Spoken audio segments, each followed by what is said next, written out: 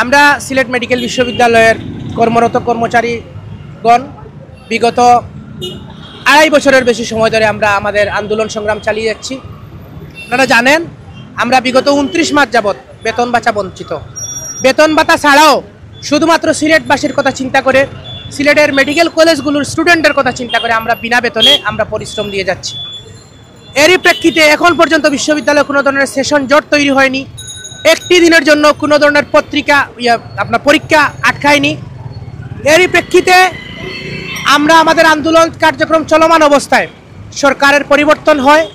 আমাদের তৎকালীন VC fascist Sheikh হাসিনার চক্ষু বিশেষজ্ঞ প্রফেসর ডক্টর এনায়েত হোসেন মুকুল সরকারের পরিবর্তনের পর থেকেই উনি ক্যাম্পাস ছাড়া ছিলেন, উনি লাপাত্তা ছিলেন।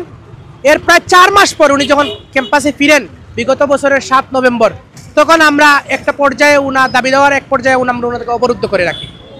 এই প্রেক্ষিতে প্রশাসনের সর্বস্তরের কর্মকর্তাবৃন্দ, এখানে বাংলাদেশ সেনাবাহিনীর প্রতিনিধি ছিলেন, জেলা প্রশাসক মহোদয়ের প্রতিনিধি ছিলেন, পুলিশের প্রতিনিধি ছিলেন, সিটিএসবি, ডিজিএফআই, এনএসআই, সমস্ত রাষ্ট্রের সমস্ত গুরুত্বপূর্ণ সংস্থাগুলোর প্রতিনিধি উপস্থিত ছিলেন। তাদের উপস্থিতিতে আমাদেরকে বলা হয় যে বিসি বললেন, মিডিয়ায় সেটা প্রকাশ্যে এসেছে, উনি 15 দিনের ভিতরে আমাদের সমস্ত দাবি দেওয়া কীভাবে মেনে নেওয়া যায় সেজন্য একটি সিন্ডিকেট সভা আহ্বান করবেন। এরই প্রেক্ষিতে উনি 14 দিনের মাথায় একটি সিন্ডিকেট সভা আহ্বান করলেন। সেই সভায় আমাদের সিলেটেরই এক সন্তান, প্রতিষ্ঠাতা চিকিৎসক, নর্থ ইস্ট মেডিকেল কলেজের অধ্যাপক প্রফেসর ডক্টর নাজমুল ইসলাম স্যারকে প্রদান করে 6 সদস্য বিশিষ্ট একটি কমিটি ওনারা গঠন করে দিলেন। এই কমিটির কাজ হলো এখানে যারা ইতিপূর্বে নিয়োগ পেয়েছে, যারা অনিয়মিত তাদেরকে কীভাবে নিয়মিতকরণ করা যায় এবং তাদের বকেয়া বেতন ভাতা কীভাবে ফেরত দেওয়া যায়, এই লক্ষ্যে এই কমিটি কাজ করবে। এই কমিটি একটি বিজ্ঞপ্তি জারি করলো বাংলাদেশের বহুল প্রচালিত দৈনিক ইত্তেফাক এবং সিলেটের ডাক পত্রিকায়। সেই প্রক্রিয়া যথাযথ অনুসরণ করে আমরা আমাদের আবেদনপত্র জমা দেই। এরই প্রেক্ষিতে চলতি বছরের 31 জানুয়ারি এবং 1 ফেব্রুয়ারি আমরা ভাইভা পরীক্ষায় অংশগ্রহণ করি। ভাইভা পরীক্ষায় আমাদের নিয়োগ কমিটির চেয়ারম্যান মহোদয় professor doctor Nazmul Islam sir ছিলেন, সেখানে বিএমডিসির একজন অধ্যাপক এবং চেয়ারম্যান স্যার অধ্যাপক ডক্টর সাইফুল ইসলাম স্যার ছিলেন, ইউজিসির একজন সম্মানিত সদস্য professor doctor Anwarul Islam sir উনিও উপস্থিত ছিলেন। সিন্ডিকেটের সিদ্ধান্ত অনুযায়ী এই বিশ্ববিদ্যালয়ের বর্তমান ট্রেজারার উনি এই কমিটির সব কিছু তদারকি করবেন, উনিও সেদিন পরীক্ষায় উপস্থিত ছিলেন। আমরা পরীক্ষা দেওয়ার প্রায় মাসখানিক পর বিশ্ববিদ্যালয়ের ভাইস চ্যান্সেলর পদত্যাগ করলেন। আগের ভাইস চ্যান্সেলর পদত্যাগ করার পর এই সিলেটের আরেকজন প্রতিষ্ঠাতা চিকিৎসক professor doctor Ismail Hossain Patwari sir উনি যোগদান করলেন। আমরা ওনার কাছেও যাই, উনি বললেন ঠিক আছে, নিয়োগ কমিটি যে সুপারিশ দিচ্ছে সেটা আমার কাছে দেখ, তাহলে আমি দেখব। সেই অনুযায়ী আমাদের নাজমুল ইসলাম স্যার যেহেতু উনি নিয়োগ কমিটির প্রধান ছিলেন, উনি তার সুপারিশ এবং প্রতিবেদন পিসি স্যারের মহোদয়ের কাছে জমা দিলেন। জমা দেওয়ার পর উনি সিন্ডিকেট সভা আহ্বান করলেন, সেটা ছিল বিশ্ববিদ্যালয়ের 12তম সিন্ডিকেট।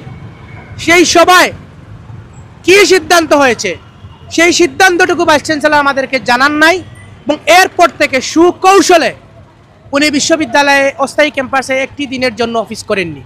আমরা খবর পেলাম উনি উসমানী মেডিকেল কলেজের একটি কক্ষে ওনার কার্যক্রম, অফিসিয়াল কার্যক্রম চালাচ্ছেন। এজন্যই আজকে আমরা এখানে এসেছি। আর আরেকটি বিষয় হচ্ছে, আমরা শুনতে পাচ্ছি যে সিলেটের বিভিন্ন রাজনৈতিক দলের শীর্ষ নেতৃবৃন্দ, সামাজিক, সাংস্কৃতিক এবং প্রশাসনের উচ্চপদস্থ কর্মকর্তাবৃন্দের প্রতিনিধিগণ আজকের এই মতবিনিময় সভায় উপস্থিত আছেন। আমাদের একটি সুস্পষ্ট দাবি, 11তম সিন্ডিকেটের যে সুপারিশটুকু হয়েছে, কমিটি যে সুপারিশ দিয়েছে তা বাস্তবায়ন অতি দ্রুত ভাইস চ্যান্সেলরের কাছে অনুরোধ জানাচ্ছি, আপনি দ্রুত এটুকু বাস্তবায়ন করলেন, এটুকু বাস্তবায়ন করেন, আমাদের কোনো দাবি নাই। সেই সুপারিশে যদি আমরা তাকি ওয়েলকাম, যদি আমরা না তাকি এই সিলেটবাসীকে সাক্ষী রেখে বলছি আমরা চুপিসারে এখান থেকে চলে যাব। আমরা ধরে নিব আমাদের যোগ্যতা ছিল না, আমরা কোনো ক্রাইটেরিয়া ফিল করি নাই, ফুলফিল না করার কারণে এখানে আমাদেরকে সুপারিশে আমরা আসি নাই।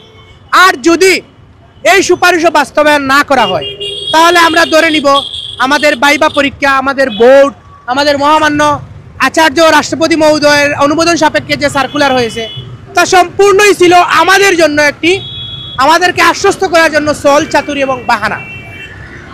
সুতরাং আমাদের দাবি স্পষ্ট, এখানে যারা আন্দোলন করছে তাদের একটাই দাবি, আমাদের সুপারিশটুকু 11তম সিন্ডিকেটের সেটি অতি দ্রুত বাস্তবায়ন করা হোক সেটা বাস্তবায়ন করা হলে আমাদের দাবি পূরণ হয়ে যাবে, আমাদের আর কোনো দাবি নেই।